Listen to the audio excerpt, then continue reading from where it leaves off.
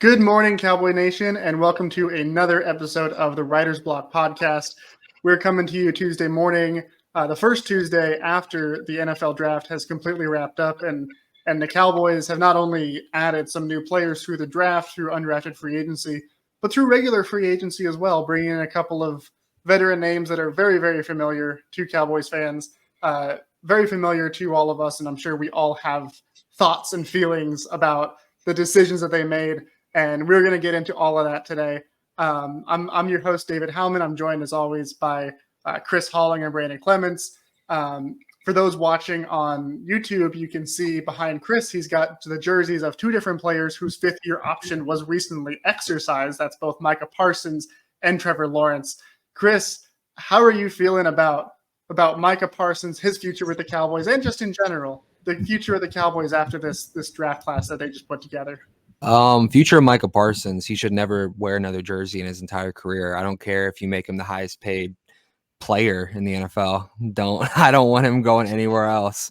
I mean, his contract is likely going to hit around that 40 mil mark whenever it comes around, and it's going to be crazy to put that much into a defender. But I mean, if you're going to put it in any defender, I think Micah's the guy to do it. The other fifth-year option, yeah, he's also on his he also got his fifth-year option extended. I think the Jaguars are going to try and extend him too. I've seen reports that they're actually going to make him the highest paid quarterback in the NFL, which, I mean, he hasn't done anything to prove that. But I guess if you look at the trajectory and his age and everything, that's another reason if you are a believer in signing Dak to get out ahead early and get that done. So, future of the team. I don't know. Yeah, from like a 1 to 10, like a 7 at best, an optimistic 7, maybe.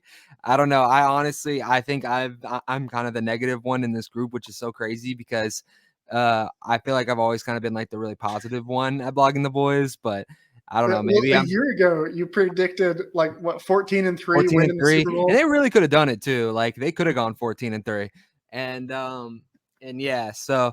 Yeah, that was my prediction last year, but this team has gotten so much worse in my opinion. And not only that, but I think all the teams in the NFC East are getting much better. I don't think that the Giants are a threat just because they have Daniel Jones, but I mean, I think the Washington Commanders have had a great offseason. I mean, they've brought in a lot of free agents and they've also had, I think, an excellent draft. I think that them getting Johnny Newton in the second round, that was just an absolute great pick. I mean, like we were raving about him falling to 24 perhaps, and they got him with their second pick. They also got Jaden Daniels, and I don't think Jaden Daniels is the second best quarterback in the class, but he's certainly an upgrade over who they've had. So I don't know. I think that every year it's kind of been like, oh, it's the Commanders. Like it's a Commanders, like that's gonna be a sweep, But like I don't think that that's necessarily the case this year. I don't think we can just waltz into that game and expect to win.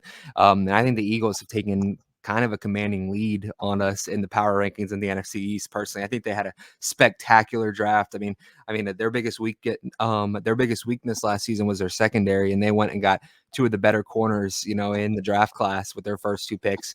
And I think they had a really good day on day 3 too. They got two Clemson Tigers. They got Will Shipley and Jeremiah Trotter. So, I mean, I think that they excelled in their draft. So I don't know. In terms of the Cowboys' future, I think the Cowboys still have a good team, but the NFC East is getting better. And I think that at best you're looking at like a 9-win season, not to overreact, but yeah, so that's where my head is. And I'm sure that I'm the negative one here, but yeah, that's where I'm at right now. Yeah, well, that is just depressing. Thank you, Chris. Great start. Good morning to all of our listeners. Brandon, you have last Thursday when we did our live stream for the NFL draft. For those of you who didn't catch it, it is available to watch over again on our YouTube channel. And you could see that Brandon went to a new location in his man cave and has a different setup where you can see like his chair, a little towel, a staircase behind him. And it looks like he's keeping it. That's going to be the new thing going forward. Are you turning over a new leaf? And also, are you more positive? God, I hope so. More positive about the Cowboys. I'm definitely turning a new leaf. I mean, I know we were going to do a draft show this past Thursday, and I was like, I don't want to sit where I am for 4 hours. Plus, it was kind of by utility, by design. Like I have a custom setup that I did myself here, where I have two TVs, where I'm looking at right now. And on the other side, where I normally do the recordings, I wouldn't be able to see the TVs because of the stairwell. Yeah, see, I can never get that backwards thing right. But right behind me, the stairwell kind of blocks my view. So it was like one of those things where I'm like, all right, well, I can make this work. And we did it for 4 hours this past week. Really enjoyed it. And I'm like, you know what? I got enough rave reviews from our good friend RJ Ochoa as well. So he was digging it. So I dug it. It's a comfier chair than what I was doing before. So yeah, I'm good. And yeah, I guess I am turning over a new leaf, so to speak, and not to, and I'm just going to flip the coin here on this because, Chris is doom and gloom over here. So I'm Mr. Ray of Sunshine compared to doom and gloom Chris Holling. So for me, I mean, I know we're going to break it down, throughout the show, but I'm very optimistic with, where we're at on the, where the Cowboys are at after this draft. I think they checked enough boxes for me.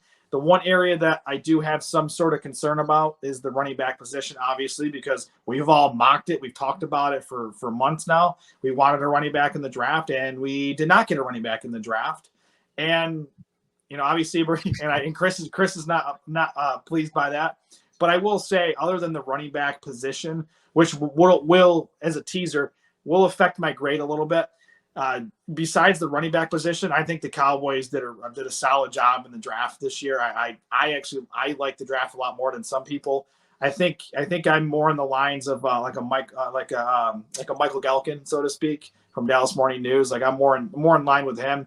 He was at a B, so stay tuned for my grade because I'm pretty positive that Michael and I are pretty close in grades.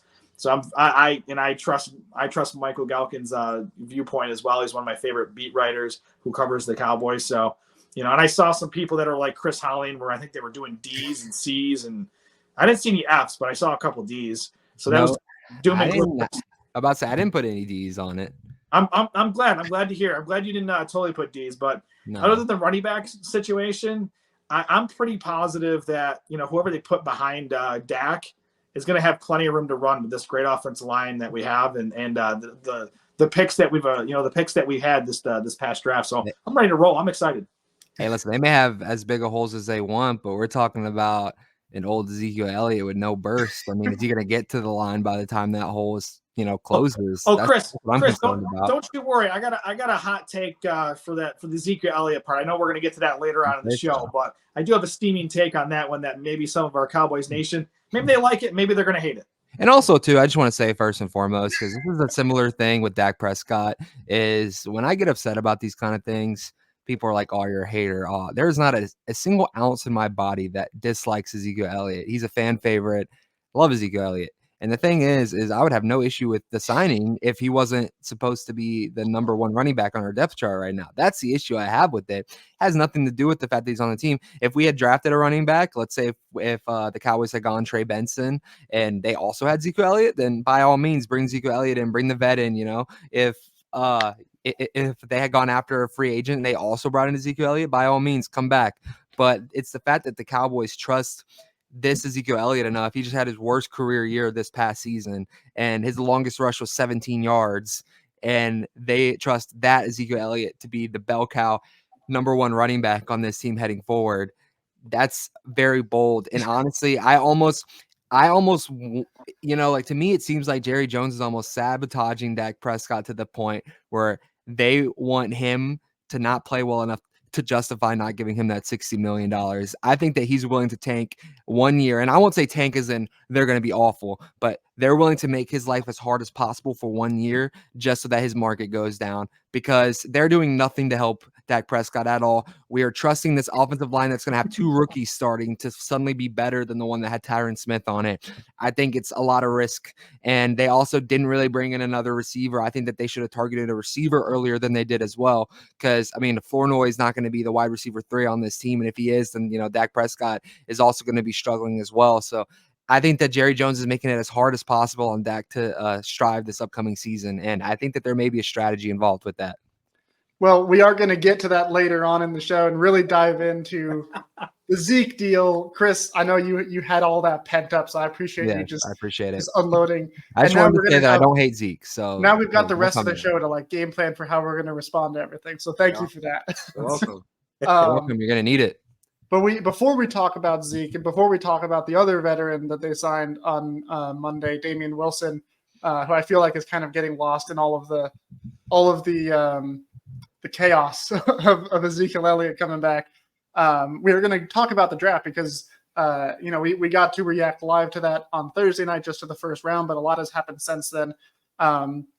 Over the weekend, while the draft was going on, personally, I was able to go down to Dallas and spend a little bit of time in the weekend there, and did go to one of my favorite shops there at the Dallas Farmers Market, Bull Zerk. If you know, you know. Got this shirt that I'm wearing now, which says, if I drink enough, even the Cowboys look good.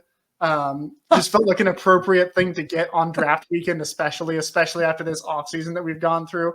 That being said, I do feel very positive about this draft, and we're going to find out just how positive, because we're all going to be getting into our pick-by-pick draft grades for the Cowboys, starting with, of course, their first-round pick, where they took Oklahoma offensive tackle Tyler Guyton. Now, we all had a chance to react live to this when it happened, but you take a little bit of time, let it digest, think over all of it, and then you come up with an actual draft grade after the fact. And of course, a part of this was also, just had to do with the fact that they traded back from 24 to 29, picked up an extra third-round pick as a result of it. And so, Chris, let me hear you first. What's your grade on Tyler Guyton? Yeah, I'm actually going to give Tyler Guyton an A-. Actually, I'm a fan of the draft pick. I mean, he's a huge body. He's about 6'7", 6'8", and he's as athletic as they come. He didn't play his first season of football until his senior season of high school. It's absolutely absurd, and so he's still pretty raw at this. And I think he's just going to get better and better. And that's the thing too. A lot of people are saying he's a project, and that it's going to take time to develop him. He was pretty dang good last year, even as a even as a project. In two seasons at Oklahoma, he allowed just 2 sacks in 1,064 snaps, and he allowed 0 this past season. And I know some people are gonna be like, "Oh, he was at right tackle." That was still his quarterback's blind side at the time, because Oklahoma's quarterback was a lefty. So, I mean, I think that he has all the natural fundamentals to really succeed, and I think that I think it addresses a need. I think it gives the Cowboys flexibility to continue keeping Tyler Smith at that left guard position, which at the end of the day, I always said that it depended what they did in the draft to what I would want to do with Tyler Smith. Since they went tackle, I think it makes sense to keep him at left guard, because that is the best football he's played. And I think that that's a luxury for the Cowboys, that they get to keep Tyler Smith there. And I think that having those two Tylers next to each other, that's going to be one of the more explosive and athletic left sides of an offensive line across the NFL. And if he has any type of rookie and sophomore season the way that Tyler Smith had, then that's a really good left side of the offensive line. And I mean, if things go the way that I think they will, then Cooper Beebe will be in the middle there. And I think this offensive line could look really good.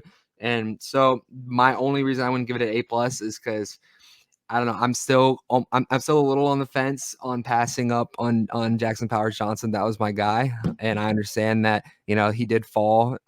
He ended up falling out of that first round, but I mean, I know that there's injury concerns, but he was just such a good prospect to me, and that was kind of my dream pick. But I know that the Cowboys succeed with all of their first round offensive line picks, knock on wood, because I don't want to jinx it. But I mean, so I got to trust them. And I was very on the fence with the Tyler Smith pick, and that ended up being an incredible pick. So I definitely hope Tyler Guyton succeeds. I think it's going to be crucial for the Cowboys this upcoming season. And I also just love his personality as well. He just posted the other day that picture of the shaved star on his head, from him as a kid.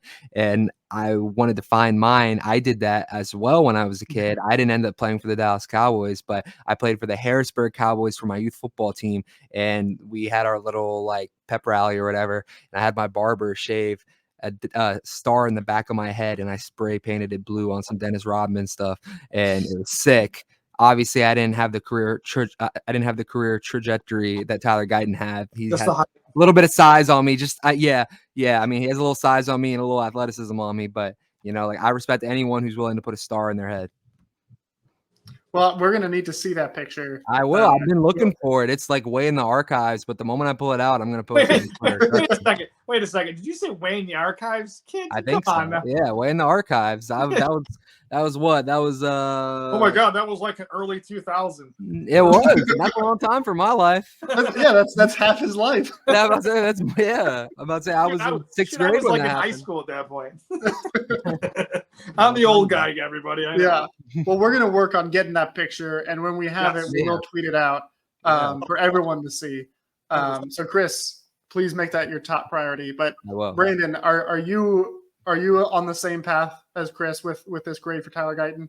Yeah, I'm actually. It's funny he says A-. That's exactly what I had on my piece of paper I have here. So A- is what I have, and just a couple points. I mean, Chris made some great points about it. So for Tyler Guyton, he like I was reading a quote that when he played Pee Wee football, he said he played quarterback, running back, defensive tackle, tight end. Pretty much played everywhere. That just shows you the kind of athleticism that he has. And he played that H-back tight end position at the Division I level. So he clearly has plenty of athleticism for somebody who's as big as he is, because, depending on the measurables, I have him at 6'8", and I think he's 6'8", 320, 322, somewhere in there. So he's a big dude.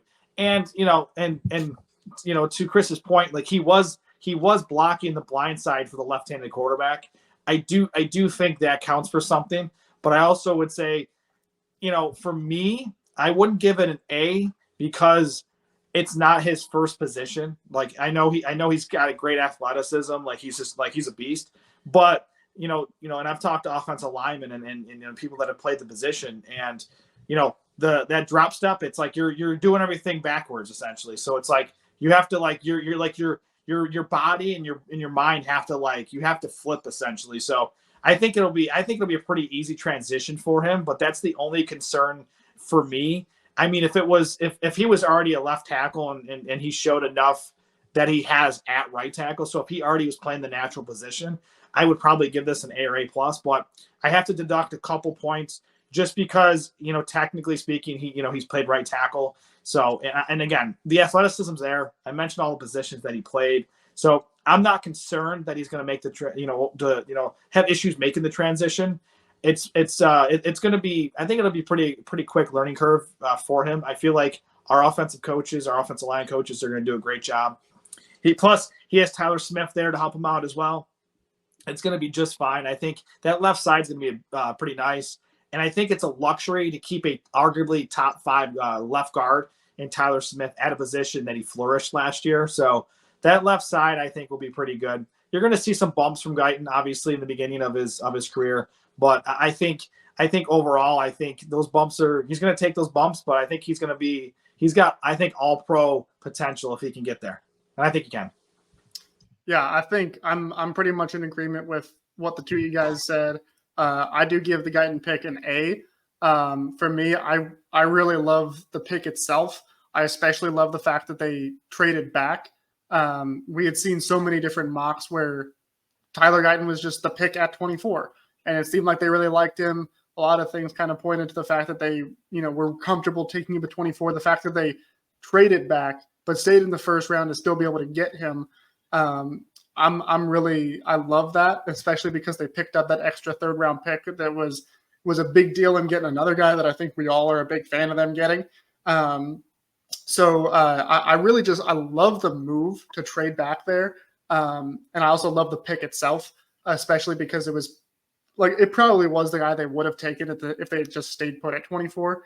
Love Guyton, love his projection, love his ceiling, love the athleticism. The only reason it's not an A+ for me, like you guys said, because he is learning a new position. And Brandon, like you said, it's very difficult to go from right to left. I know Mike McCarthy had said, well, he's already been a blindside protector just on the right side, so he understands the responsibility of it. I like that. But it is a hard thing to figure out footwork-wise just from how you move your body. So I think the fact that he has played over 3 seasons at Oklahoma, he played a total of 70 snaps at left tackle at Oklahoma. Granted, it's only 70 snaps over a pretty large period of time, but the fact that he's played at that position in a game on a large college football stage gives me a little bit of optimism there. And I think the Cowboys have a really good offensive line coach in Mike Solari. He's also been working, Tyler Guyton has been working with Big Duke Manyweather. So I have faith in the support system he has around him, his own work ethic to get there and be a really good left tackle. So all in all, very happy with that. But the second round pick, I think, is where we're going to have some discussion, some debate, some controversy. One other thing I wanted to bring up on the topic of Guyton too.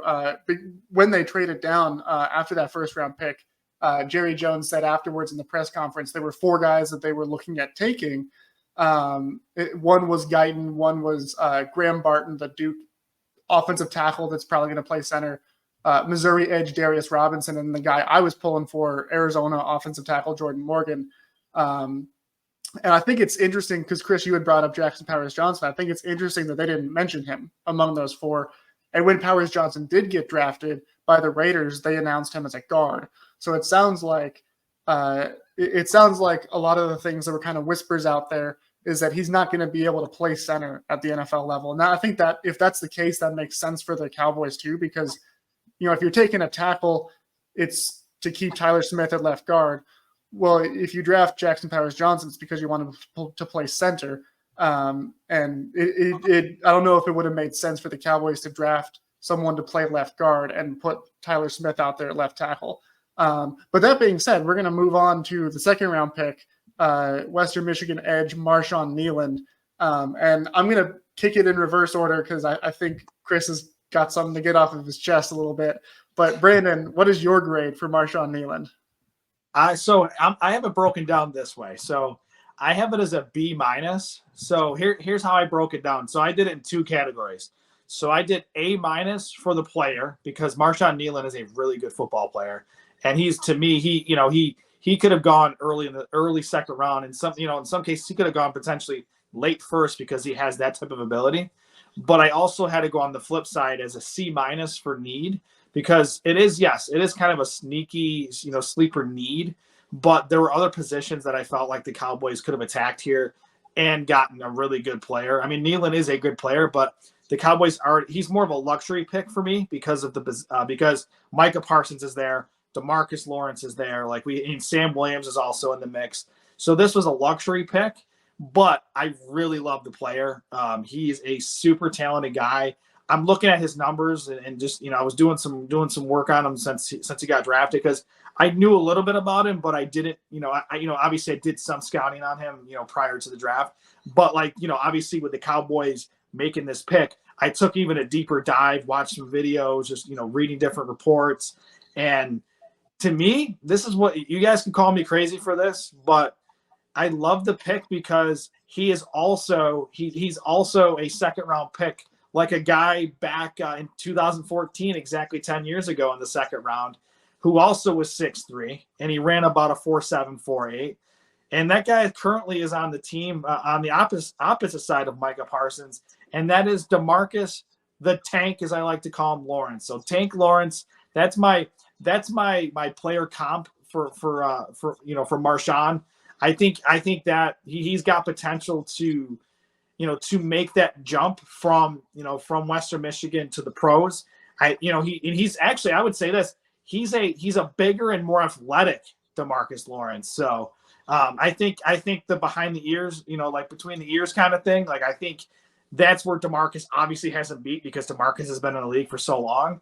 But I think having Kneeland, work with a guy, especially DeMarcus Lawrence, who I feel like is more of his kind of player. Obviously, Micah Parsons is great too, but working with DeMarcus Lawrence, I think that would be the guy that could take over that spot someday, and not Sam Williams if things break the right way, because he has a good arsenal of pass rush moves, but he's just like DeMarcus Lawrence in the fact that he sets a good edge and he's really good in run defense from that position, in my opinion. And also I've seen some other people agree with me on that, so I don't think I'm in the minority on that. So for me, B-. So it's A- for the player because I love the player, but I don't think they could have. I think they could have gotten a better value, still a really good player, but I think they could have waited to get another edge rusher. So I mean, overall B-. I think that's in line with a fair grade. So I'm curious to see what Chris thinks, because I kind of already know because I saw it on social media. So take it away, Chris. Yeah, Well, I was gonna say, technically, Chris, it's we supposed to we be. can skip over you because I I was know it's about an to A say. plus. I was about to say it's supposed to be David's turn, isn't it? I thought we were going in reverse. Or is it me? Or I guess it would No, be reverse. Chris, you got to go ahead. Okay. Well, it's not going to be as crazy as you guys believe, but I mean, I will say that, okay, positives. He has an absolutely insane motor. He has great size. He is good against the run. I mean, he has pass rushing, he has pass rushing abilities. But on the negatives, we don't need a defensive end right now, especially not that early in the draft. Especially too, I would feel much more confident about our draft class if instead of that pick they had drafted Trey Benson, because Trey Benson was my number one running back, and they passed on him. And I know you're not a believer in the running back position, David, but I think that I wouldn't go that I was far. about to say, I think that having a young running back is actually the way to succeed right now. Actually, is to have a young running back who doesn't have a lot of wear and tear, and someone who's not on a big contract. I think that, with them passing up guys in free agency, I thought it was a no-brainer that they would, grab a running back on a rookie contract and build through him. And Trey Benson was right there for the taking in the second round. And I mean, even if Trey Benson's not your guy, there was Blake Corum. There were other options as well, and they just, they just passed on him. And to me, I mean, it just doesn't make a lot of sense to me, because you still have DeMarcus Lawrence, you have Micah Parsons, and it's honestly like this was supposed to be kind of Sam Williams' breakout year if he was ever going to have one, because Durant Armstrong, he signed with the Commanders, Dante Fowler's gone, like his role and his position kind of opened up, and now they draft Nealand in the second round. That kind of puts into perspective what they think of Williams, in my opinion. And I don't know, I believe that for those reasons, yeah, it's a good player, but I wasn't a big fan of it for the need wise. I think that there are many more needs at that point. There's still cornerback, there was still linebacker, and I understand that they addressed those later, but they could have doubled up. They could have gone. They could have gotten. They could have gone Junior Colson if they wanted to. I know he went third, fourth round, but I mean, I believe that that's a guy who had a high ceiling as well, and he could have made an immediate impact. And so for this reason, I give it a C+ grade. It's my lowest grade of the draft. I'll spoil that. And that's not to say he's the worst player, because I don't think he is the worst player. I think individually he can do a lot of good things for this team. It's just I don't like at all the guys who they passed up on, and I think that there were bigger needs at the time than that. And honestly, too, I think that they should have used some kind of a pick maybe in 2025 to move up 4 or 5 spots and get that wide receiver AD Mitchell out of Texas, because he was falling, and I was big on him, and like if they had even used that late first and traded back and gotten him, I would have been comfortable with that, because he has all the talent that you're looking for in a wide receiver. Apparently he had a lot of character concerns that kind of had him dropping down the boards, but I mean, right now, Jalen Tolbert is wide receiver 3 in Dallas. And I don't know about you guys, but that doesn't make me very confident. And I know I'm biased, but I genuinely believe that like Jalen Brooks is probably the 3rd best wide receiver on this team. And I genuinely believe that, because he's consistent. Every time he was targeted last season, he caught the ball. He makes those 50-50 catches, and he's a solid route runner. And you saw him burning people in practice as well. I think if you give Jalen Brooks those opportunities, I think he's more reliable than Jalen Tolbert. I think Jalen Tolbert's kind of a failed experiment at this point. I understand he improved last season, but he's not a consistent, reliable wide receiver 3. And I think we're going to see that. And I think that by the trade deadline, if they're actually even trying to contend and they're not just throwing, if they're not just throwing the season away, I think that they're going to look in the trade market or to sign somebody else, because I don't think it's going to be a very consistent, reliable player. And yeah, so for that reason, C+. I think it could have been better, and I wasn't jumping for joy with that pick. I really think that there were a lot of other ways that they could have gone. All right. I mean, yeah, tell us how you really feel. Yeah. Well, look, I'll say this. I understand, I understand people not liking the I guess the positional value of taking an edge when it's not really like a glaring need. But Chris, I mean, you were the one saying best player available. I was, but there were still better fits for the Cowboys. Like, in my opinion, I think Trey Benson is going to be so good that he could have a more impactful career in the NFL than Marshawn Nealon. But here's my thing is, and this, I know we disagree on running back. First of all, for the record, I do believe in running backs. They do exist. You don't care about running backs. If you could throw me out there for $5 per game, then you would throw me out there and say, run through that hole. Cause that's how little you believe in prioritizing good running backs. I got to see you run a 3-cone drill first before I make that kind of decision. I probably run a sub 5.7 40, so you don't want to see that. I'm a slow individual. That's not where my strengths are. I'm more of a strong guy, more of a tall guy, but I was not blessed with speed or agility. So he's more of an Eagles Johnny Wilson with better hands, maybe. Yeah, right. Maybe. I was. Yeah. I mean, like at best, I'm a slow tight end. Like at best, honestly. I'll be Jason Witten in the latter stages of his career. Well, so here's my thought on if they were to go running back with that pick 56. I mean, for a while it seemed like Jonathan Brooks was going to be the guy at 56. Like every sign was pointing towards that being the case. Now he went 10 picks earlier to the Carolina Panthers. I feel like that was probably a little bit of a reach. I honestly think if the Cowboys had gone with Brooks at 56, I think it would have been a little bit of a reach too. Not so much that I would have been upset about it, but 56 for a running back that's coming off of an ACL tear, not the best value in my opinion, but I would have been okay with it. I think Trey Benson at 56 is definitely a reach. Now, if the Cowboys, how you view the running back rankings. Like I thought that, I mean, like to me, I had Trey Benson as my number 2 running back in the draft. I know. I had Trey Benson as my number 1 running back in the draft. So, I mean, if you view Jonathan Brooks as better, then it makes sense that it's not as big of a reach. I view Trey Benson as better. I think that they just fell in love with Jonathan Brooks as the character and the fact he's from Texas. And it kind of, I think it hit an emotional chord. But if you're just looking at the player, I mean, Trey Benson's 6'1". He ran a 4.3 40. I mean, he's got the speed, he's got the size, he's got the receiving ability, he's got the knack for the end zone. He scored, I think, 12 or 14 touchdowns this past season for the Seminoles. I mean, he was a perfect fit, in my opinion, to be that bell cow running back. So I mean, to me, I viewed him as the clear number 1. It can be hard to project because, there's like 15, 20 running backs in college that, have great seasons because it's just from the fundamental, like from the way that college offenses operate and also the dimensions of the field, like it changes the spacing. Like it's generally pretty, I don't want to say easy because nothing in football is actually easy, but like you can be a great running back in college and it's a lot harder to be a great running back in the NFL.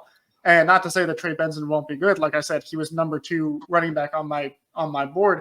But also, I mean, if you look at some of the other draft experts out there, the consensus boards, like most of them had Trey Benson going like late 60s, early 70s. So when the Cowboys did trade back in the first round and they got that extra 3rd round pick, that felt at the time like they might be in range to get a guy like Trey Benson. I think they probably would have gone Trey Benson with that 3rd round pick if he was available, but of course he wasn't. But so I understand. I'm fully in support of not reaching for a running back at pick 56 because I think even if they had gone with Brooks, it would have been a little rich for my taste. So at that point, Zach Frazier would have been great value. He was so close to falling to him. A.D. Mitchell would have been great value. He was so close to falling to him.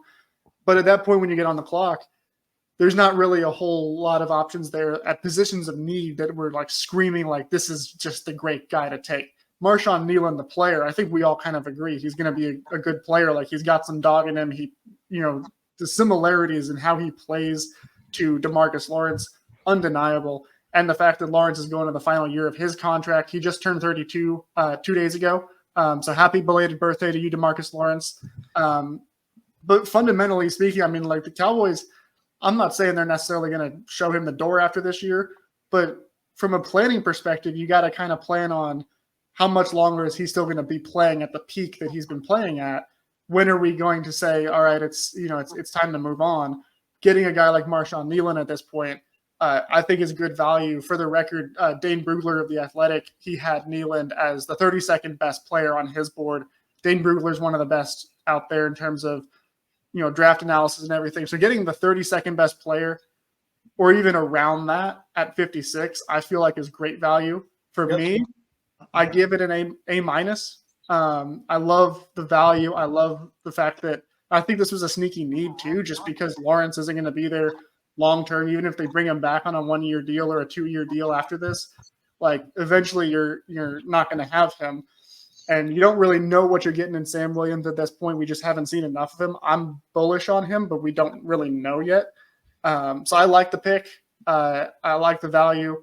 Only reason it's not an A or A plus for me is just because I would have liked to see either something that does something that fills more of a need with a premium draft pick, or trading back. And it seemed like they had a couple of offers. They were on the phone there. But ultimately they decided to go with Nealon. But I love the value, love the pick, love the player. I do want to move to the next player. I just want to say super quickly, just quickly.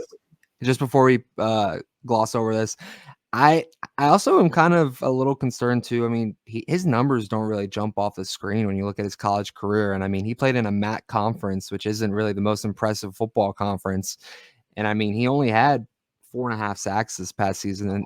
And like, I understand that that's a really easy and lazy way to look at football. And I understand he provides a lot more in terms of his energy and his motor and his strength. But I mean, this isn't really a guy who really jumped off the stat sheet. And I don't know, I would expect the guy who was really a first round talent who played in the MAC conference to have more than 4.5 sacks if he was really, that dominant of an athlete and that dominant of a size guy. To be fair though, DeMarcus Lawrence had 4 sacks this past year for what it's worth. So I know, but that was in the NFL. That's fine. Everyone's talking about like DeMarcus Lawrence. A lot of people, and I just say everybody, a lot of people are talking about DeMarcus Lawrence like, oh, he's lost it, this and that, which that's a bunch of bull. Like, just because he doesn't get 12 sacks a year, or he's like Micah Parsons, he serves a purpose. He gets pressures. He's great on the run. I'm not expecting Nealon to be a 12 sack guy. I'm he doesn't need to be either. Here's the thing. He's gonna fit. Like, I think he's got upside to be better than Dorrance Armstrong. That's just kind of that's where I'm at. I think he could be a high single digits guy, like eight sack kind of guy. But he's gonna be really good. I was about to say, just put things into perspective as well. I know you said DeMarcus Lawrence had 4 sacks last season, but I mean, DeMarcus Lawrence, I'm comparing their college years. DeMarcus Lawrence had 10.5 sacks his junior year at Boise State. He had 9.5 his sophomore year. So, I mean, he was having double the production that a Nealon was in college, and we're making that his pro comparison. Well, I would just hope for a guy who was supposed to be a first-round pick, I would hope that he would have jumped off the stat sheet a little more. I understand if you look at the film that his motor is really impressive and he has those raw intangibles.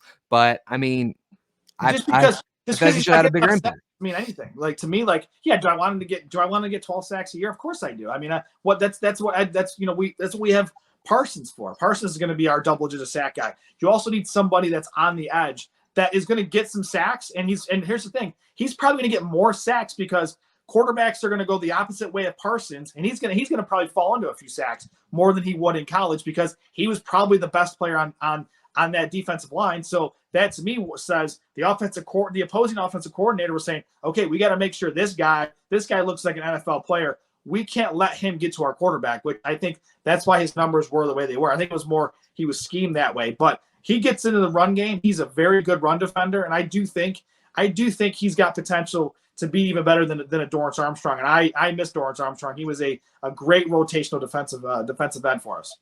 Yeah, and I think that is the case too, Brandon, to a degree of like opposing offensive coordinator saying like we gotta double team this guy, we gotta watch out for this guy.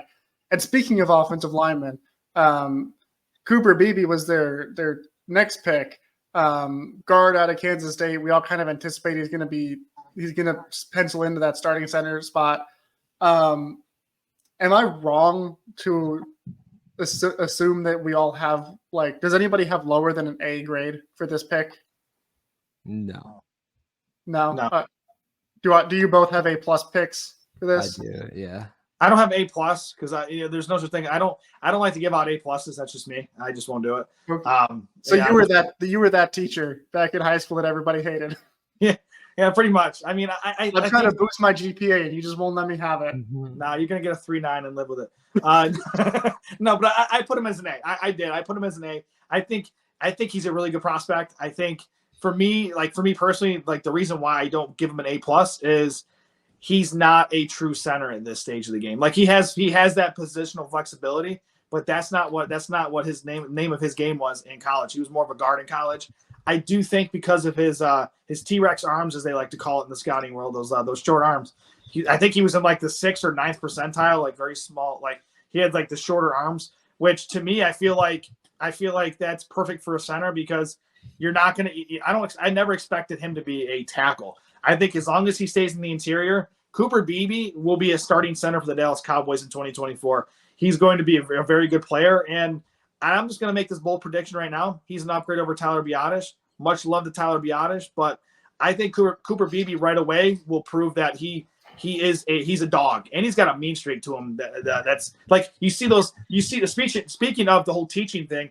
That's what he was doing. Like they did that profile on Beebe. He was I think he was a TA or student teacher, one of those.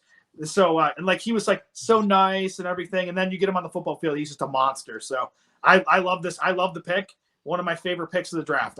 A for me, 100%. If you're gonna ask me, I give it an A+. I mean, he had so many accolades. He had so many accolades this past season. He was the Big 12 Offensive Lineman of the Year. He was first team All-American across the country. He was first team All Big 12. He allowed just 2 sacks on 1,259 pass blocking snaps in his career. And I think what's really interesting is that his most notable game this past season was when he went up against that Texas defensive line, and Byron Murphy, he just went first round pick, and Tavondre Sweat, he just went second round pick.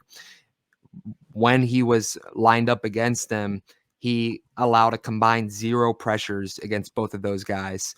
And just to put that into perspective, when they were not lined up against BB in that game, they produced 12 combined pressures. So they were eating against everyone else on that offensive line except when they were lined up across BB because BB had their number. He also, this is all according to PFF stable metrics, but he was the 96th percentile zone run block grade. He was the 95th percentile in true pass blocking grade. He was the 92nd percentile in pass block grade. He was the 91st percentile in pass block grade with no play action. And the fact that they got him in the 3rd round, I think is a steal. I think that he should translate well to that center position, but I also like it too for the future as well. Because I mean, if they find a true center as well, it gives them. I think it gives them position flexibility because Zach Martin's not really, he's not young at this point in his career. I mean, there will be a point in the future that the Cowboys will have to move on from Zach Martin just due to age or him, going somewhere else. And I think that he could slide over to that guard position if they needed him to, and then they could plug in another center. I just think that it's such an A+, pick. And I think that that's the best part of the draft is that they were able to land him in the 3rd round because they were able to get such an elite interior offensive lineman as well as getting an outside tackle. And, I was concerned that they would be able to get only one or the other. And I think that they were able to get 2 really, really solid offensive line prospects. Yeah, I completely agree. We're all in agreement here. Cooper Beebe rocks. He's somebody that during the draft process, I was like, every time I saw his name, I wanted it to happen so bad. I never believed they would actually take him. So when they took him, I was just absolutely pumped. He's just so awesome. I mentioned, talking about Marshawn Nealand, where Dane Brugler had him relative to where he was drafted. He also had Cooper Beebe as the 38th best player. So to get him here, 73rd overall, tremendous value. Yeah. I think he slots in as your starting center right away. He's got, aside from the T-Rex arms, which will be mitigated playing at center, I think he's got everything you want in a center. And by the way, I'm just going to start it here. If he's the center, instead of lining up in the shotgun, now we're lining up in the BB gun. So I'm just throwing it out there. That's what we got to start saying now. Nice. Yeah, we're all in agreement there. And I wanted to kind of speed through Cooper Beebe because I think we all agree, but 2, there's some discussion to have about their next pick. They're with the 87th pick, the last pick that they had in the 3rd round, last pick they had until felt like 36 hours until they were picking in the tail end of the 5th round, and that was Notre Dame linebacker Marist Liufau. I'll kind of start with my thoughts on him because Chris, you're dying to talk about Marist. I was just going to say that Marist was that 2nd, 3rd round pick, right? So he wasn't the 5th round pick. I don't know if you said that he was the 5th round pick. No, sorry. He was their 3rd round pick, the second of their 2 3rd round picks. All right. I think I missed the last one that they had until that 5th round pick. Okay. Yeah. My fault. Thank you. I was just trying to make sure. My bad. But yeah, no, when they picked Liufau, this is probably the one I like the least out of all their draft picks. And really, for me, looking at this linebacker class, and we had talked about these linebackers a few times throughout. There were like your top 3 or 4 guys, and then after that, it's just kind of up to personal preference how you rank the rest of these guys. I had a few other guys ranked ahead of them that were available at the time that they picked this guy, including Penn State's Curtis Jacobs, Texas' Jalen Ford. There were a couple other guys, Tyron Hopper out of Missouri, that I was more a fan of than I was of Leofau, but it's not like there's necessarily one thing that I can point to on either of these linebackers and say like this guy's significantly better in this area or this area. And at the end of the day, I came back to if Mike Zimmer wants him as his linebacker, like I'm going to trust Mike Zimmer. He knows what he's doing at that point. He knows what he wants in a linebacker. And when you watch him play, like he plays physical, he plays violent, like he has that dog in him, which has been a common theme with all of these guys. They all kind of have that edge to them, which is nice to have. So I trust that the team knows what they're doing as far as this goes. I also trust that I think this was probably the only guy that, in terms of like comparing it to Dane Brugler's board or the consensus board, that was actually considered a reach. But you kind of look at that and say, well, they knew that they wouldn't have another pick until the tail end of the 5th round, so they were taking the guy they liked most at a position of need, which I think in that instance is kind of a good way to go about it. So I'm not crazy about the pick, but I think he's a good player. He can fit into this defense well. I'm excited to see what he can do in this defense and how quickly he picks things up. I think for this one, I'm going to go and tie Chris's grade for Marshawn Neal. I'm going to give him a C+. Chris, are you in the same boat? Or you like the pick more than me? I mean, I don't love it, but I like it a little more than that. I give it a B- just because I think that linebacker is a need as well. I mean, and also I give it the benefit of the doubt as well because I really think that Mike Zimmer knows his linebackers and he knows how to coach up his linebackers. And I think, if there's a guy who he's in love with, then I'm going to give him the benefit of the doubt that he's going to, really transition him into a good starting linebacker. And I mean, like one thing about this guy is he has great bursts and he can close ground really quickly. He's very aggressive. He plays with a high motor as well, just like Nealon. I mean, a couple critiques is that, he does sometimes overrun some plays and he often goes for that big hit instead of really going for that secure tackle. He did have some tackling issues a little bit, but I think that's all coachable stuff. I think that that's something that Mike Zimmer can really incorporate and fix. And so to me, I mean, it's a hair on fire off ball linebacker. He's I mean, like he was pretty solid in coverage throughout his college career. So I think it's someone who, I think it's someone with the right coaching can play much better than he did in college, and I think he's got those nice. I think he has the good natural instincts and a good motor. And I think with a late 3rd, that it's not a bad pick. I honestly was higher on a couple other linebackers who were still on the board. Personally, I was higher on Jeremiah Trotter than I was him. I'm a little biased, but I don't know. So I mean, it's not my favorite pick, but I would say that it's not a bad pick, and to me, it still makes more sense need wise than even the Nealon pick does. So I have to give him the slight edge. I think that Nealon could end up being the better player, but just in terms of the fit and where they drafted him, I would give him a slightly better grade than Nealon. Brandon, where are you at? Well, I guess I mean Chris and I are again on the same level with the grade. I'm a B- as well. And Chris stole my thunder. As we great minds do think alike. I mean, he plays with a very aggressive. He's very aggressive, but sometimes he's a little over aggressive, like Chris was saying. Which for me, what I worry about sometimes is I feel like his physicality can be a little over the top, which I personally love because I'm an old school football guy. I love guys that just hit hard and just lay people out. It's scary now though, because they'll throw a penalty on pretty much anything. So you I was about to say you gotta coach it up a little bit. Yeah, that's my concern. That's why I gave it a B-. Like it was definitely a need.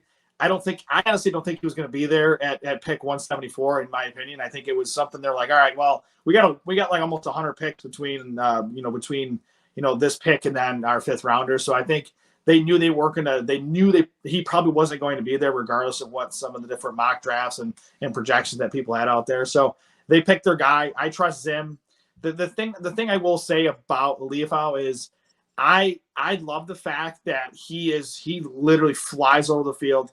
He's actually pretty good in coverage, by the way. People don't give him enough credit for that. I think he's a pretty good cover linebacker. And I think for him, and here's the thing, it's not just for him, but I would rather have a player who's too aggressive than someone who's not as aggressive, because sometimes you just can't. It's easier to kind of pull the reins on the Mustang, so to speak, instead of like, hey, let's get going here. We need to crank that motor up. Like, you don't have to worry about this, with this kid. Like, Maris Leafout was, he was one of their studs on that Notre Dame defense. And I love a guy he's full speed ahead all the time. He's going to have to work on, I think overall he has a pretty high football IQ.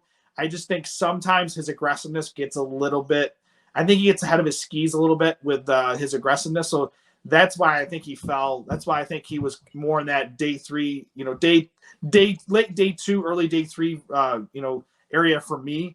So I actually like the pick, and the reason why I gave it a B- is it was a slight reach, but I know why they did it, and it makes a lot of sense. And and with all the additions that the Cowboys have made so far, I know we'll talk about it in a few minutes, but obviously the addition at linebacker, in general, I think this is going to be a good pick for them, and I think he's going to be a guy that will be on this team, maybe very similarly to a guy we just picked up who was a 2015 draft pick of the Dallas Cowboys. So we've got some love for the pick, not overjoyed with the pick, but generally solid feelings about it.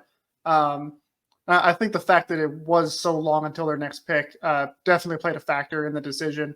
And then once we did wait an eternity for the Cowboys to be on the clock again, and they made that next pick coming at the tail end of the 5th round, and if I can get my little draft sheet up, it was 174 overall, and they took Wake Forest corner Kalen Carson. And I'll just say I loved this pick. I was absolutely over the moon for this pick. I had actually written an article on bloggingtheboys.com, which you can go back and read, where I had argued that the Cowboys should be looking to take a corner on day 3. There were some good options to have there for a few reasons, just for the future of the secondary. And Kalen Carson was one guy that I really liked. And as the Cowboys were on the clock, I think Patrick Walker of DallasCowboys.com, as they got on the clock, he tweeted out, "Oh, it's going to be a defensive player." And I real quick looked at who the top corners were available. And I remember thinking in my head, man, I hope it's Kalen Carson. And then it comes up and it's Kalen Carson. I was just so excited. I think this guy's a perfect fit for what Mike Zimmer likes to do on defense. Needs a little bit of development, needs to fully round out his game. But I think, with Mike Zimmer, who's a former defensive backs coach, very cerebral coach, and also Al Harris, who has a really great track record developing his defensive backs, I like the potential with this guy, bringing him in here. So I give this one an A+. I don't know if it's Cooper Beebe is my favorite of the picks, but Kalen Carson is super close for me just because I love the pick. I love the upside. Brandon, how are you feeling about this? Yeah, I mean, I'm not A+ like you.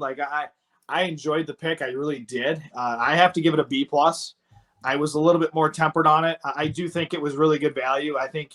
I honestly think he could have gone, during that gap between the 3rd and the 5th round pick that the Cowboys had. So 87 to 174. I felt like he was going to be gone by then. So when this is when I was, in full disclosure, I was away from my house for a few hours. So I didn't see all the picks happen. So I'm and I did see the same thing with you with Patrick, with no C, Patrick Walker. Does a great job for the mothership with DallasCowboys.com. Shout out to him. I love his content as always. Got to trust the science. So, I think when I got back home, I was like, well, there's no way that guy's on the board. And then the Cowboys picked him because, full disclosure, I was on the road, so I didn't see it. So I was like, oh shoot, somebody didn't pick this dude already. All right, this is good. And watching the ACC ball that I do, being a proud Syracuse Orange fan, he stood out to me as a guy that he's got NFL potential. For me, he's another guy that checks the same boxes Leafau and Nealand on the defensive side of the ball, and he plays with an edge. He's a very competitive guy. He talks a lot of smack. Go check out his Twitter handle. He likes to seatbelt some people. He likes to lock them down, so to speak. So I like his swagger. I think I think for me, like a guy in this spot where I feel like he could have gone sooner. He's got swag, you know, and that's what cornerbacks should have. I think you should have a little bit of a swag to you. I think that just makes that to me makes a really good cornerback. And last time I checked, you know, the Cowboys have done really well on 5th round cornerbacks over the last few years, aka Deron Bland. So I trust the process with this, and I like the pick as well. B plus, I'm solid with it. I don't think he's gonna play a ton of snaps because obviously we have Trayvon Diggs, Deron Bland. I think Jordan Lewis right there as well. So I think he'll play, but I don't think he's gonna play as much as I think he plays more than maybe Nealand at this point. But I think Leofau still plays more than him. That's just my opinion. I give it a B plus. I think that it was a smart pick. I mean, I think he was arguably the best player on the board at the time that they were picking. And I think cornerback is a need as well. I mean, especially if they're not going to bring back Stephon Gilmore, which it kind of feels like that may not be happening. I mean, I hope that they still bring him back because honestly, the more depth, the better. I'm cool with it. But I think that I think Carson's a good fit for what Zimmer wants. I mean, he's 6 feet tall, and he has a lot of fluidity in his hips, and he's able to keep stride and coverage. One thing that I also like about it is that he saw most of his time playing slot corner, so I think that that's big too, because I think that that's kind of the position where if he is going to be a starting corner, that's where he'd fit the best with the Cowboys, considering I think the Cowboys have probably the 2 best outside corner duo, or I think they're the best outside corner duo in the NFL right now with Deron Bland and Trayvon Diggs. And so honestly too, like if Carson plays up to the potential that I could see him playing up to, I think that he could end up getting a lot of time in that slot because I think he could end up actually being better than Jordan Lewis. Here's my thing. I think that Jordan Lewis has a great knack of getting takeaways, but Jordan Lewis isn't always the most reliable in coverage as well in the slot. He gets beat quite often as well. And you know, I think that he could, you know, get some reps in that slot corner position if he plays up to his potential. But also, even if he starts off on the bench his rookie season, I mean, it's a good guy to learn from behind Jordan Lewis because he does have the experience, and I think that he can, you know, learn some valuable reps through him. And Jordan Lewis is on a 1-year deal, so I agree with that as well. So I mean, it gives him future flexibility if they like what they have in Carson. You know, if he spends a lot of this first year kind of backing him up, but also, you know, unfortunately, Lewis has had some, you know, like he has had some questions around his durability. You know, he has sustained some pretty significant injuries throughout his career. So I mean, it's good to have that insurance behind him just in case anything does go wrong. Yeah. So then the next pick that they made, Chris, you just threw some shade Jordan Lewis's way, and earlier in the show you threw some shade at their next pick, receiver Ryan Flournoy out of Southeast Missouri State. So I'm gonna assume you didn't have a very high grade for him. That's not no. Okay, so I actually like no. Okay, here's the thing. I actually like where they selected him, and I think that, you know, whenever you're picking a guy in the 6th round, I mean, I think he has the traits that you're looking for in the 6th round. I mean, he's 6'1". He's a 6'1", 202 pounds. He ran a 4.4 40. He had a vertical jump of 39.5. He had an 11-foot broad jump, and I mean, at the end of the day, like he was a beast. He was a beast at Missouri State, and I think wide receiver is a sneaky need. I just don't think that. I mean, if he's your wide receiver 3, I think that's asking a lot from a 6th round pick his rookie season. And I just wanted the Cowboys to address that wide receiver position earlier or in free agency. I think really they should have been more aggressive in free agency. And I think this draft class would have been a lot better if they had done things better in free agency. Unfortunately, they were so inactive and they were so passive and they didn't really care. And I think that they're going to struggle because of that. But no, I mean, I think Flournoy is a nice 6th round pick. I actually give him a B grade just because, I mean, I don't think it's anything to be jumping for joy about. I mean, at the end of the day, he is going to be competing with Jalen Brooks for reps. And I mean, that is the kind of guy. So, I mean, like, I don't know. I think that he has good skill sets. I think he has, I think he has good athleticism. He has good size. I think it's interesting that he said that a lot of people compare his game to Des Bryant's. That's some big talk already. So, yeah. So I don't hate the pick by any means. I'm not upset about it. I kind of wanted Brendan Rice. Like I was kind of leaning towards that at that pick, but maybe that's me getting caught up in the name and just the idea of Jerry Rice having to wear Cowboys gear or Jerry Rice having to, cheer for the Cowboys in any capacity. But no, I think that it was a solid pick for where they were. Well, I assumed you were going to give him like a F minus, lowest. No.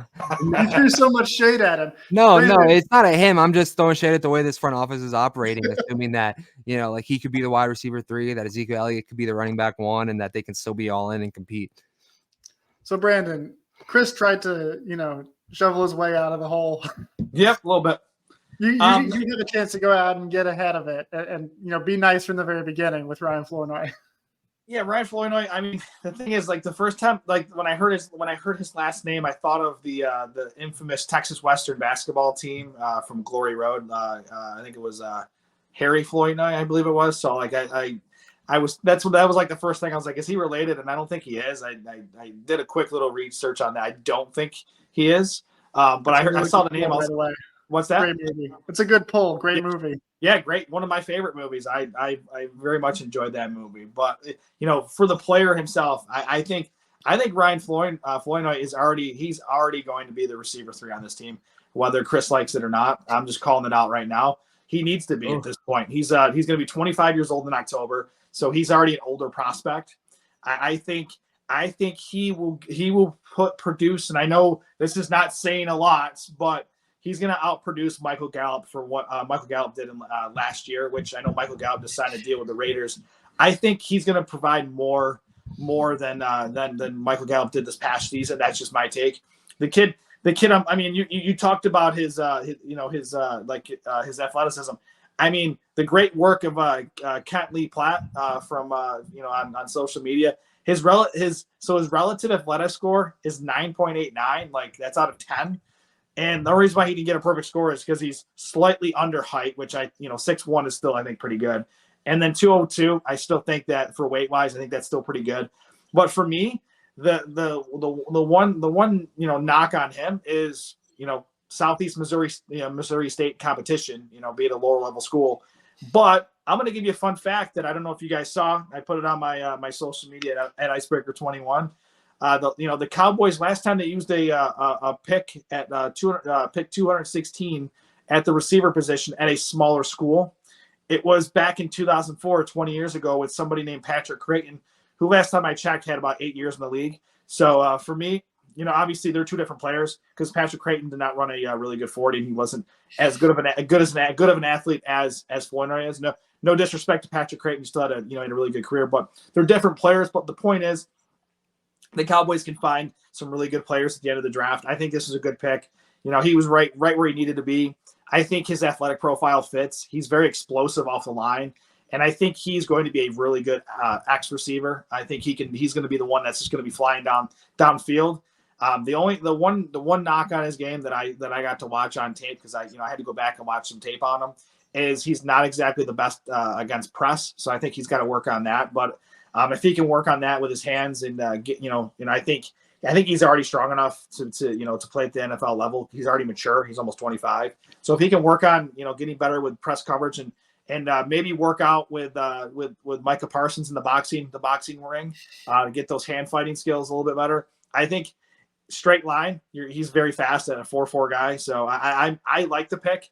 I only give it a B because we don't know what we're going to get out of him. He's a small school kid. So like in small school kid, he's already 24. So there's, almost 25. So that's the reason why I can't give him a higher grade. If he was more of and I know it sounds weird, but if he was like a 21, 22-year-old from that same school with that same profile, I would say, okay, we could stash him for a year or two. So, and then see what happens. But I do think he's the receiver 3 this year. I think he's already surpassing every the other 2 receivers not named CeeDee Lamb and Brandon Cooks on the roster. This kid's going to shock some people this year. Or guess what? It's a 6th-round pick that didn't work, and we move on. Well, I'm going to go ahead and spoil my grade because I also gave him a B. So that's 3 Bs all the way around for Ryan Flournoy. Honestly, I'm I'm a little shocked at both of you just kind of assuming he's going to be wide receiver 3 or even competing. I'm not assuming so. I'm just thinking that like the fact that like he could Look, be, okay, it just shows look. how bad that this wide receiver core is outside of CeeDee Lamb and Brandon Cooks. I'm not saying he will be, but I just don't have any faith in Jalen Tolbert. I don't really I have have faith in Jalen Tolbert. I think And I'll tell you right now, Jalen Tolbert's wide receiver 3. And No, now, I- if Jalen Brooks comes out and surprises, if Ryan Flournoy comes out and surprises, like by all means, There shouldn't be a like, discussion though. Go get a veteran. Go get a guy who can confidently be wide receiver 3. Hunter Renfro's out there. He'd be a great slot option. Get him. Get someone like him. and then CeeDee Lamb isn't in the slot where he feasts. Okay, Anyway, well, we're getting off topic. Real We're quick getting though, off real quick. topic. I like Ryan Flournoy. Yeah, I know you like Ryan Flournoy. I just real quick, he's going to beat out the Jalen's for receiver 3. I'm just calling my shot right now. It's entirely possible he does. I think that's he's better than both of them. I think that's a little ambitious. In my opinion, I think he's better than both of them, I think. The biggest thing I'm looking for with Ryan Flournoy is potential to be used as a kick returner starting out. Because we know that there's the change to the kickoff rule this year, taking the XFL approach. And what you need now in a kick returner is someone with more straight line speed, with more physicality. I look at Ryan Flournoy and his athletic profile. I see that. So they may get him involved on offense as kind of the guy who runs the go wall routes. Might have a few packages for him. I don't really see him having a very large role on offense just from the perspective of having to learn the offense and everything. But I think he could very much be used as a kick returner option. So I'm excited to see his possibilities, but I really don't think we're going to see a whole lot of him in his rookie year. Now that being said, this next pick, probably going to see even less of him just from a numbers game, and that was Louisiana offensive tackle Nathan Thomas, picked 233rd overall. They triple dipped on the offensive line, and I'm actually going to go ahead and combine these next two because I think they go hand in hand. Their last 2 picks spent both of them on fortifying the trenches again. With their 244th pick, their final pick in the draft was Auburn nose tackle Justin Rogers, who sits at a healthy 330 plus pounds. Get some beef. That's a girthy man for sure. Nathan Thomas is a guy that's played left tackle. He's played right tackle. He's played a little bit of guard. He's a big dude too. Kind of a surprise that they triple dipped at offensive line, but this guy I think offers some really good versatility and depth value. Chris, what are your grades for both Nathan Thomas and for Justin Rogers? Yeah, really quick. I think when you're looking at 7th round picks, you can't really be too critical of them because they're 7th round picks for a reason. I think you're kind of just taking a chance at that point. But I think that Nathan Thomas could have been a 5th or 6th round pick, honestly. So I think it was pretty good. I give that a B. He's a pretty girthy guy. He's got good size on him. He's good in zone based run concepts. He's definitely got the size and that ability. But honestly, when it comes to Justin Rogers, I would probably give him somewhat of a lower grade. I'd probably give him a C+ as well, just because here's the thing. Justin Rogers would have made sense just because they need a defensive tackle to stop that run. But Justin Rogers was his RAS score, his RAS score, he scored a 1.18 out of a possible 10. It ranked him 1,595th out of 1,808 defensive tackles from 1987 to 2024. Just from the athletic standpoint, he's not a very athletic guy. But to be fair, you don't have to be a super athletic guy to clog up the middle. So if you can do that, then by all means do it. So I'm not gonna sit here and say that it was a stupid pick in terms of the position, but I won't say he's the most impressive defensive tackle prospect. But it was their last pick in the 7th round for a reason. So if it doesn't work out, it doesn't work out. I think that defensive tackle is a need. They lost Jonathan Hankins, and I think it's something that they could have targeted earlier in the draft. So I'm not upset with it. But yeah, I give Nathan Thomas a B, and I give Justin Rogers a C+. That's where I'm gonna go. Yeah, that's fair. And to your point about Justin Rogers, dude's not athletic, doesn't really need to be. There were also 13 players that were drafted after him. So like you said, you're not getting an every down player kind of guy. And that being said, the last time the Cowboys spent a 7th round pick on a defensive tackle out of Auburn, his name was Jay Ratliff. He turned out to have worked out pretty well. Yeah. I don't think that Justin Rogers is going to be the same type of player that Jay Ratliff was. No. So maybe that's not the best comparison. But I feel good about both these picks. Nathan Thomas is another, he's another guy that's got an edge to him. He's got that dog in him, plays along the offensive line. I think he's going to be a really good depth piece. A lot of draft experts kind of projected him probably to be a more natural fit at guard. So I'm looking at this and saying, like, he can be depth all along the offensive line. He might even potentially be a guy that you're kind of grooming to take over the right guard spot whenever Zach Martin gets to that point of being done with his career. So I think it's a good value pick. I think it's a good depth piece. I give him a B+. I give a B- to Justin Rogers just because I like getting some beef in the middle. I like what he does against the run. But again, I mean, if you have an athletic limitation, like that can be exposed if you're playing a lot of football. So I just don't know what necessarily his ceiling is. But I mean, a B+ and a B- for this late in the draft, I think is solid. Brandon, where are you at with these guys? B and B. I mean, here's my thing. I think when you're getting into this latter part of the draft at 233 and 244 respectively, you're just adding guys that you're like, okay, I want to at least give this guy a shot because they may have one trait in particular that they really like about the player and say, you know what, we don't want to compete for this player in the undrafted free agent market. So at that point, it's like, all right, why don't we, we like this trait. Maybe we can find something here. Let's just use our 7th round pick on each particular player and just go with it. So for me, I leave it as a B because there are traits there. I mean, Nathan Thomas, I felt could have gone a little bit earlier than that. Justin Rogers is kind of right in line. I feel like, he's a 7th round guy, I think, with, potentially like a high end undrafted free agent or like a highly sought after guy because he's got great size, played in the SEC. Like with Justin Rogers, like he's not a game wrecker, but he's big enough and just girthy enough to just clog up holes and let Micah Parsons and Sam Williams and Demarcus Lawrence eat. So and here's the thing. He reminds me of, and I think he's obviously, I don't want to say he's a small man because he's not, but he's like a smaller Quinnen Bohanna that we had in the 6th round a few years back. Just a really big nose tackle. The athletic traits are what they are, but he's just a big, girthy guy you want to stick in the middle and see what you can come up with. And then Nathan Thomas was he was a converted tight end, and now he played tackle, and now he's probably moving to guard. So for me, like of the two, I think Nathan Thomas is the guy that I think has more of a possibility to stick than Justin Rogers, just based on position and I think he has higher trait levels than Justin Rogers. So Nathan Thomas could be in play for a guy that he's not going to play. Neither one of these guys are going to play in 2024, I don't think. But I do think that at the end of the day, Nathan Thomas can, I think he could surprise some people and beat out some guys that we wouldn't expect, like let's go or something crazy could happen.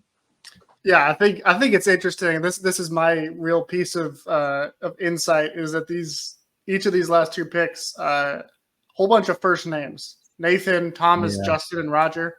Yeah, it is. A whole lot of girth. I have nothing to tell you as to what that actually means. I will say this as far as the Cowboys overall draft. There was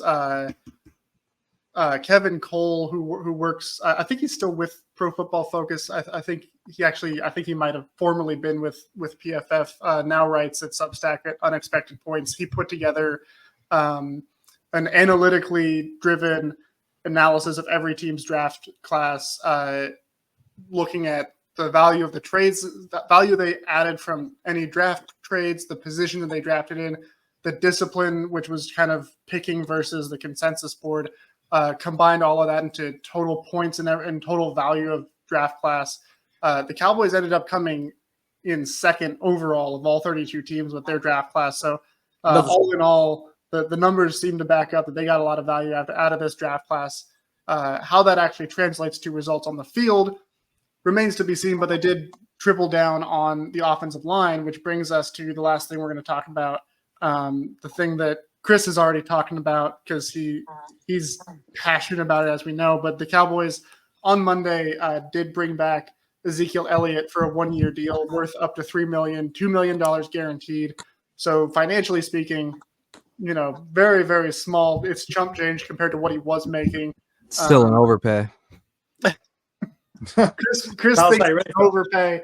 Still in No, the Chris, you already said your piece on this. I'm not done. You're not I'm not done. done. You No. got one more in you. No. So how much did Jonathan Hankins sign for again? Hold on, real Before quick. you get going, Okay. I just want to say before when you first talked about it, similar to saying like, oh, if Ryan Flournoy is going to be wide receiver 3, I don't think he's going to be receiver 3. I also don't think Zeke's going to be running back 1. There's no shot. And There's no because shot that they're ever when going to Zeke was here prioritize before- Rico Dowdle over Ezekiel Elliott.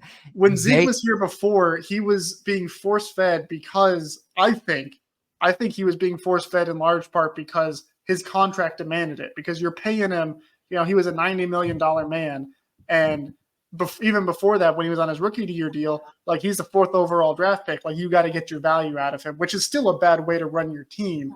But now he's a $3 million man, and that's not even guaranteed. It's all about the marketing and what his face brings in. And like, here's my thing: Ezekiel Elliott couldn't even. There was a season when Tony Pollard was playing incredible football in terms of efficiency. He was almost averaging about 5-6 yards per touch, and he was breaking huge runs. And even in that situation, he wasn't fully able to get even half of the carries, even like a majority of the carries at that point from Ezekiel Elliott because they valued Ezekiel Elliott that much. And maybe it was because of the contract. Maybe it was because Dak Prescott's his best friend and they just love that chemistry. I don't know. But I don't see a single situation where they're ever going to be, or where it's ever going to be a big down. It's going to be a big situation in the game that they're ever going to put Rico Dowdle in over Ezekiel Elliott. I don't think that and like, here's my thing. That's not the way I would do it. I would start Rico Dowdle. I think Rico Dowdle is a better player. I just don't think that that's the way that the Cowboys coaching is going to treat it. I don't think that that's the way that the Cowboys front office wants that to be treated. And yeah, I don't think that there's ever like I think if we go back to the end of the year, if this is their running back room the rest of the season, they don't add anyone else, I would bet anything you want that Ezekiel Elliott has more carries by the end of the year than Rico Dowdle. Anything you want right now. I will shave my head on the live stream. If they both play the same amount of games, I will shave my head at the end of the live stream if Rico Dowdle has more carries by the end of the season than Ezekiel Elliott. Well, first of all, we're going to get that in writing. Clip it. We're going to get that in writing, and we're going to make sure that happens. All right. But, Brandon, I swear I'm going to let you talk in just a little bit. But I just want to say 2 things. One, I think it is possible that Zeke does finish with more carries than Rico Dowdle. I think that would be like he has like 4 or 5 more carries. I think it's going to be pretty split. And the reason I think that, one, coaching staff wise, like Mike McCarthy wasn't necessarily banging the feed Zeke drum, right? Tony Pollard had more touches there in the last year that they played together. Like Mike McCarthy came in and very clearly began this trend of giving Tony Pollard the ball more. He decreased the amount of workload that Zeke had. In that final year, I mean, everyone talked about like Zeke had 12 touchdowns. It's because they used him pretty much. I mean, they used him still more than they probably should have been using him, but they used him largely as a 3rd down back, as a goal line short yardage back. And that's exclusively what he was used in New England last year. And granted, the Patriots were just very not good everywhere, all around the field. And I included this in an article that I wrote on the site over the past weekend. Ezekiel Elliott had a 45.1% success rate on his carries, all of his carries this past year, which ranked him about 37th among all the running backs in the league. And I got to say, 37 is bad if you're paying him $90 million over 5 years, but 37th for $3 million for 1 year, that's not bad. If the Cowboys are going to use him in the same way that New England used him last year, with what will be a better offensive line with the guys that we just brought in, with the guy Tyler Smith staying in left guard where he was just an all-pro, Zach Martin being who Zach Martin is, like he should be able to be productive as long as they keep him in that same role. And Rico Dowdle, for the record, was 34th in success rate. And you've got Deuce Vaughn, who should be a little more confident in the offense, a little more confident as an NFL player. Royce Freeman last year had 300-plus rushing yards for the Rams, despite not being a frequent, from day one kind of player for them. So I look at this and I'm saying they just triple dipped on the offensive line. They got so much better on the offensive line. We all had great things to say about the Guyton pick, about the Cooper Beebe pick. We like the other 3 guys as far as run blocking goes. Like they should be opening up holes for these guys to run through. And it's just a matter of, are they going to use Zeke in the opportunity where Zeke is going to be most successful? I think we kind of saw that. That's how that Mike McCarthy was trending towards the end of Zeke's time in Dallas. I would expect that to kind of be the case. And also, if you really want to get into the weeds of the conspiracy of like, Jerry Jones going to step in and say, feed Zeke. From Mike McCarthy's perspective, he's on a 1-year deal. So he can kind of say, look, I'm going to do this my way. And, I already know that if it doesn't work out, I'm not coming back next year, but I'm going to do it my way. And if I do it and I succeed, like he just hired Jim Harbaugh's agent, and he knows that he's going to, any little success he has, he's going to be able to use to negotiate a much better payday if Jerry Jones decides he wants to keep him. So I think it's very possible that Mike McCarthy just says, look, I'm calling the plays. This is my show. We're going to use Zeke the way that Zeke should be used. And we're just going to do what I think is going to be the best thing to do with this running back room. Brandon, you're wagging your finger at me. He's wagging his finger at me because I wanted to talk some more. Yeah. Chris, you're gonna take get a glass. I got another rant though after you're done, because I'm not done yet with the Zeke rant. There's more. There's more that's got to be unwrapped here. And I'm sure that this is a rant that will continue on throughout the season as long as Ezekiel Elliott's on the roster. Here's what's gonna happen. Here's my prediction. So Rico Dotto will get 65% of the snaps, and Ezekiel Elliott will get about 35% of the snaps. We can, you can kind of, break it down a little bit further where we could take, a few for Deuce and if Royce is on the team or Snoop Connor, one of those guys, or even Hunter Lepke. But if you're going to go strictly, 1A, 1B, I think Rico's going to be the snap count leader. And when I say snap count, that doesn't mean carries. I'm just putting that out there. I do think Zeke is going to get more carries because I think Rico Dotto is going to be our 20-20 back, very similar to how Tony Pollard in a lot of cases was used for a lot of his career in Dallas, where he was the guy that would just, he'd be in on pass downs, he'd get in there and he'd bust one loose, and then once it got into the 20-yard, inside the 20, inside the red zone, so to speak, then you bring in the hammer, which is Ezekiel Elliott, and do that. So I think Rico Dotto will play more. I think he's going to play more snaps. But I do think from a touchdown and carries perspective, I do think Zeke will probably beat that number of Rico's. But I do think Rico's average obviously will be higher because, let's be honest, looking at Zeke's stats, the last 2 years he had 3.8 and 3.5 per carry. I don't think Rico Dotto is going to do that. I think Rico's going to be at least a 4. I say 4.2, 4.4 average kind of guy, 4.4.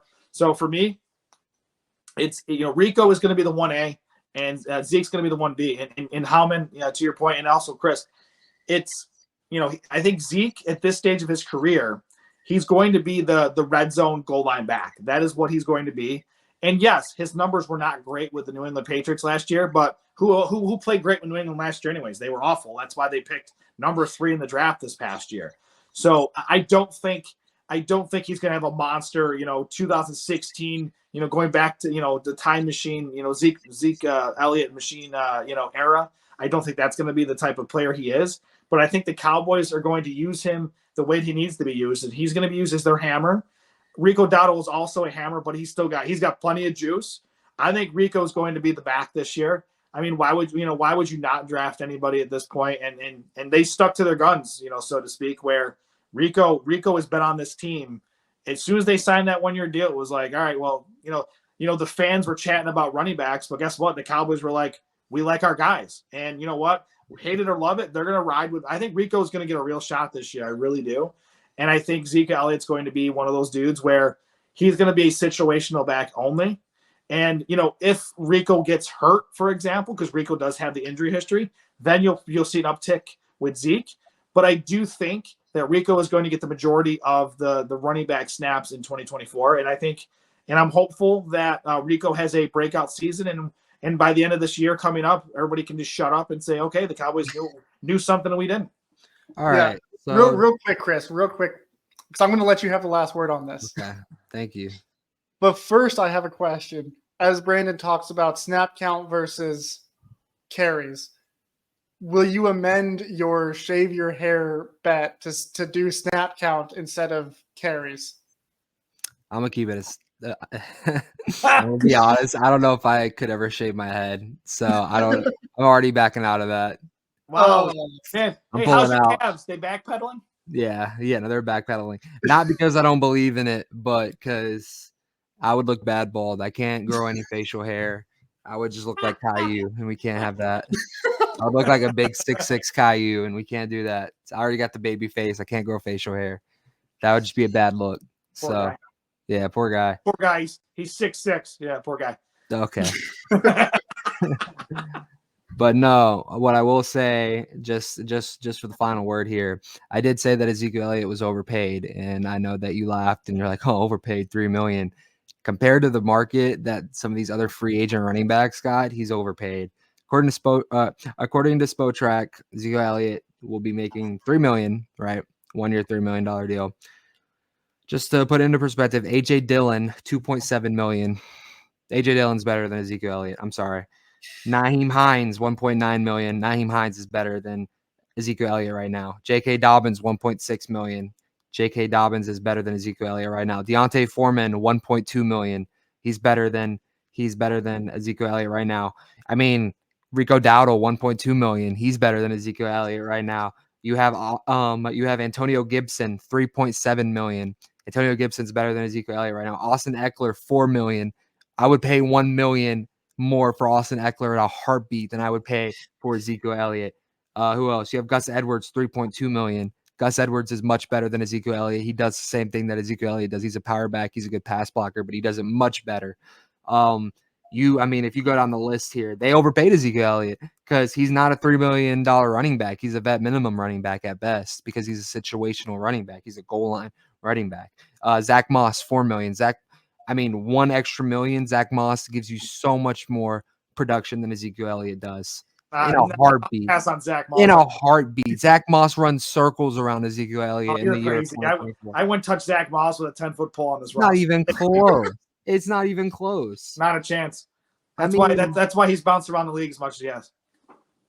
Tony Pollard, he's $7 million. Tony Pollard right now. Are you telling me that the Cowboys can't create $4 million in cap space by restructuring one contract on their team? That would totally be worth it to spend. They could do it by extending Dak Prescott. Yeah, sure. But they missed out on that opportunity. If that's what they were going to do, then they should have done it by now. And not only that, but yeah, I would have rather just brought back Jonathan Hankins for half the price that they paid for Ezekiel Elliott.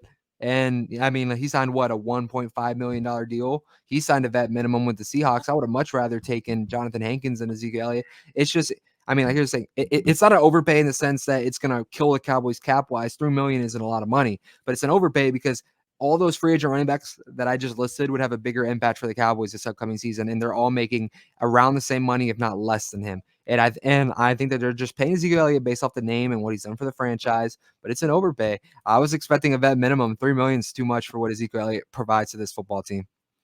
Well, and I think all the contracts that you bring up are valid. I don't think any of us disagree on the idea that the Cowboys should have been more proactive with extensions, with other things to create some cap space for this free agency cycle. That said, where we're at right now, none of those guys signed contracts yesterday. Ezekiel Elliott was the guy that was able to sign yesterday, and granted, they put themselves in that spot. I would prefer if they didn't, but as far as the production, we're going to get to see, and I'm sure that we will be talking about this weekly throughout the season. Those 3.3 yards per carry is going to lead the Cowboys to that. And we're going to be watching this whole thing unfold.